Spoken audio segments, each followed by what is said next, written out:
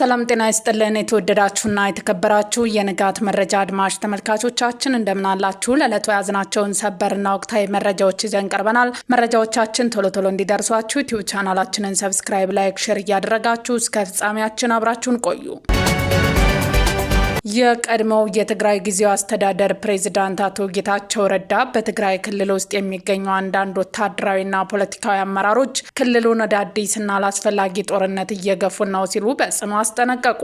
አቶ ጌታቸው በይፋዊ ፌስቡክ ገጻቸው ባሰፈሩ መግለጫ የፕሪቶሪያውን የሰላም ስምምነት ተግባራዊ ለማድረግ የሚደረጉ ጥረቶች በክልሉ አመራሮች የስልጣን ጥም ምክንያት እንቅፋት እየገጠማቸው መሆኑን ገልጸው እነዚህ አካላት ለህዝቡ ስቃይ መራዘም በወንጀል ሊጠየቁ እንደሚገባ አሳስበዋል። የቀድሞ ፕሬዝዳንት በመልእክታቸው እንደተቹት አመራሮቹ የግዛት አንድነትን ማስከበርና ተፈናቃዮችን መመለስ የሚሉ ህዝባዊ ጥያቄዎችን ለጦርነት መቀስቀሻነት እንደ ሽፋን እየተጠቀሙባቸው ይገኛሉ። ተፈናቃዮችን የመመለስ ተግባር በሰላማዊ መንገድ በመተማመንና ከፍተኛ የፋይናንስ ድጋፍ በሚጠይቅ መልኩ መከናወን ያለበት እንጂ ትግራይን ዳግም የጦር አውድማ የሚያደርግ የትንኮሳ መንገድ መሆን እንደሌለበት በአጽንኦት ገልጸዋል። በተለይ በክልሉ ወታደራዊ አመራር ላይ ያነጣጠረ ትችት የሰነዘሩት አቶ ጌታቸው አሁንም የወጣቱን ህይወት ያለምንም ከባድ መሳሪያ ሽፋን ለጦርነት መማገድ የቆየ ስህተት የሆነ ስልት መሆኑን ጠቅሰዋል። ክላሽ የያዘ እግረኛ አስቀድማችሁ የምታስጨርሱት የውጊያ ስልት ጠፍቷችሁ ነው ወይስ እነዚያ መድፎች ለሌላ ጊዜና ለሌላ አካል ሊሆንላችሁ ነው ሲሉ የጠየቁት የቀድሞ ፕሬዝዳንት አመራሩ በህዝብ ዘንድ አለን ለማለት ብቻ የሰው ህይወት እየገበረ መሆኑን በምሬት ገልጸዋል። ለክልሉ ታጣቂዎችና ወጣቶች ጥሪ ያቀረቡት አቶ ጌታቸው የታጋዊ ህመምና ህዝባዊ መርህ ለርካሽ ፖለቲካዊ ንግድ እንዳይውል ጥንቃቄ እንዲደረግ አሳስበዋል። በትግል የመጣው የፕሪቶሪያው ስምምነት ፖለቲካዊ ልዩነቶችን በሰላም ለመፍታት የቀረበ ትልቅ እድል መሆኑን በመጥቀስ ታጣቂው ክፍል ተጨማሪ ከንቱ መስዋዕትነት አንከፍልም በማለት ለጦርነት የሚደረገውን ግፊት እንዲቃወምና እምቢ እንዲል አበረታተዋል።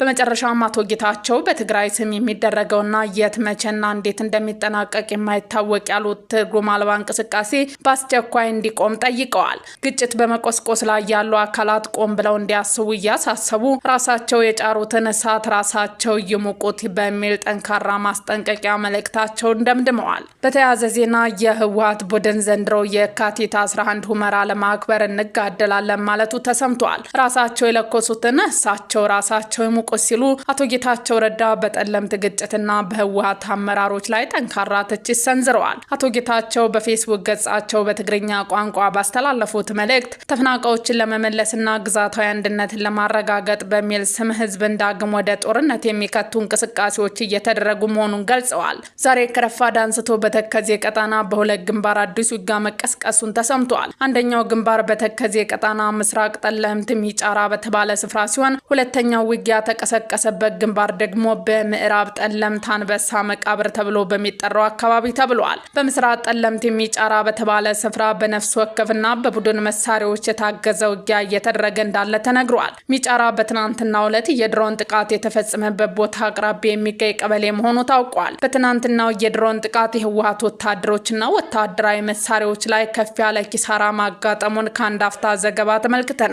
የጠቅላይ ሚኒስትር አብይ አህመድ የምስራቅ አፍሪካ ጉዳዮች አማካሪና የቀድሞው የትግራይ ጊዜያዊ አስተዳደር ፕሬዝዳንት አቶ ጌታቸው ረዳ ተገላጋዩ ህዝብ ዓላማውን ለርካሽ ፖለቲካ ሸቀጥ እንዳይውል ጥንቃቄ እንዲያደርግ የጠየቁት አቶ ጌታቸው በከፍተኛ መስዋዕትነት የተገኘው የፕሪቶሪያ ስምምነት በሰላማዊ መንገድ እንዲተገበርና ተጨማሪ የሰው ህይወት እንዳይጠፋ ተገላጋዩ ተቃውሞውን እንዲያሰማ ጥሪ አቅርበዋል። ህወሓት በሰሜን ጎንደር ጠለምት የከፈተው ውጊያ ለሁለተኛ ቀን ቀጥሏል። በትናንትናው ዕለት በምዕራብና በምስራቅ ጠለምት በኩል የከፈተው ውጊያ ዛሬም በተለይ በምስራቅ ጠለምት ክፍል ጦሮች ደረጃ የተዋቀረ ኮር በማሰለፍ ውጊያው ለሁለተኛ ቀን መቀጠሉን ከቦታው ያገኘነው የዓይን እማኞች ማረጋገጥ ችለናል። በምዕራብ ጠለምት በኩል የህወሓት ጦር በከፍተኛ ሁኔታ መመታቱን ተከትሎ ወደ ኋላ የተመለሰ ሲሆን በዚህ ምክንያት ውጊያው ቆሟል። በምስራቅ ጠለምት ያለው ውጊያ ዛሬ ቀጥሎ የዋለ ሲሆን ሰራሬ ላይ አፍላ ውጊያ እየተደረገ ሲሆን በዚህ ቀጣና የአርሚ 11 ባድማ ክፍለ ጦር በከባድ መሳሪያ ታግዞ እየተዋጋ ነው። የህወሓት አርሚ 35 ተከዜን ተሻግሮ በውጊያ ቀጣና ገብቷል። በዚህ አካባቢ በትናንትናው ዕለት 2 ጊዜ የድሮን ጥቃት ተፈጽሟል። ታጣቂዎች ወጣቶችን አፍሰው መውሰዱንም ጀምረዋል። የሱዳን ጦር ከኢትዮጵያ ድንበር አቅራቢያ የምትገኘው አልሲቪክ ከፈጥኖ ደራሽ ኃይል ተዋጊዎች ማስለቀቁን አስታወቀ። የሱዳን ጦር ኃይል ከኢትዮጵያ ድንበር አቅራቢያ በብሉ ናይል ግዛት የሚገኘው አልሲሊክ የተባለ ስትራቴጂካዊ ስፍራን ከሱዳን ፈጥኖ ደራሽ ኃይሎች ነፃ ማውጣቱን አስታወቀ። አናዶሉ የዜና ወኪል ቅዳሜና እሁድ የተካሄደውን ከባድ ውጊያ ተከትሎ የሱዳን ጦር 4ኛ ክፍለ ጦር ሰኞ ዕለት ያወጣውን መግለጫ ዋቢ አድርጎ እንደዘገበው አካባቢውን በታቀደ ወታደራዊ ኦፕሬሽን መቆጣጠሩን እና በሱዳን ፈጥኖ ደራሽ ኃይል ተዋጊዎች ላይ ከፍተኛ የሰውና የንብረት ጉዳት ማድረሱን አስታውቋል። ክፍለ ጦሩ አክሎም በውጊያው ወቅት በአብዱል አዚዝ አል ሂሉ የሚመራው የሱዳን ህዝባዊ ነጻነት ንቅናቄ ተዋጊዎችን መመታታቸው ተገልጿል። እስካሁን ድረስ ከፈጥኖ ደራሹ ኃይሎች ወይም ከሱዳን ህዝባዊ ነጻነት ንቅናቄ ሰሜን ወገን የተሰጠ መግለጫ የለም። ይህ ወታደራዊ እንቅስቃሴ የተሰማው ባለፈው እሁድ የፈጥኖ ደራሽ ኃይሎችና የሱዳን ህዝባዊ ነጻነት ንቅናቄ ሰሜን ኃይሎች ከደቡብ ሱዳን ግዛት በመነሳት በብሉ ናይል አካባቢ በሚገኙ አልሲሊክና ሚልካን ላይ ሰፊ ጥቃት መክፈታቸውን መዘገቡን ተከትሎ ነው። የሱዳን ባለስልጣናት ጥቃቱን የውጭ ወረራ ሲሉ የገለጹ ሲሆን ደቡብ ሱዳን ግዛቱ ለአጥቂዎቹ ማሰልጠኛና ወታደራዊ መሳሪያ ማስተላለፊያ እንዲሆን ፈቅዳለች ሲሉ ከሰዋል። የህንድ ከፍተኛ ባለስልጣን በአውሮፕላን አደጋ ህይወታቸው አለፈ። የህንድ በሀብቷ ቀዳሚ የሆነችው የመሃራሽትራ ግዛት ምክትል ጠቅላይ ሚኒስትር አጂት ፓዋር ረቡዕ በደረሰ አሰቃቂ አውሮፕላን አደጋ ከነበረባቸው 4 ሰዎች ጋር ህይወታቸው ማለፉ ተረጋግጧል። አደጋው የተከሰተው ባለስልጣኑ ለምርጫ ቅስቀሳ ወደ ትውልድ ቀያቸው በማቅናት ላይ ሳሉ የግል አውሮፕላናቸው በራማቲ አውሮፕላን ማረፊያ ላይ ለማረፍ ሲሞክር ተከስክሶ እሳት በመነሳቱ ነው። ተጎጂዎች በአውሮፕላኑ ውስጥ የነበሩ 5 ሰዎች ምክትል ጠቅላይ ሚኒስትሩን ጨምሮ 2 ረዳቶቻቸውና 2 የአውሮፕላኑ ሰራተኞች በሙሉ ህይወታቸው አልፏል። የአውሮፕላን አይነቱ ሌርጄት 45 የተሰኘ ሲሆን የኒው ጀርሲ የቪኤስአር ግሩፕ ንብረት እንደሆነ ታውቋል። ምክንያት የአደጋው መንስኤ በዝርዝር ባይታወቅም በወቅቱ የነበረው ከባድ ጭጋግና ታይነት መቀነስ ለክስተቱ መንስኤ ሳይሆን እንዳልቀረ የሲቪል አቪዬሽን ባለስልጣን ጠቁሟል። የ66 ዓመቱ አጂት ፓዋር በህንድ ፖለቲካ ውስጥ ትልቅ ተጽዕኖ የነበራቸውና በመሃራሽትራ ግዛት ለረጅም ጊዜ በምክትል ጠቅላይ ሚኒስትርነት ያገለገሉ አንጋፋ መሪ ነበሩ። የሀገሪቱ ጠቅላይ ሚኒስትር ናሬንድራ ሞዲ የተሰማቸውን ጥልቅ ሐዘን ገልጸዋል። ፓስተር ደረጀ ታፈሰ የኢትዮጵያ ወንጌላውያን አብያተ ክርስቲያን ህብረት ፕሬዝዳንት ሆኑ።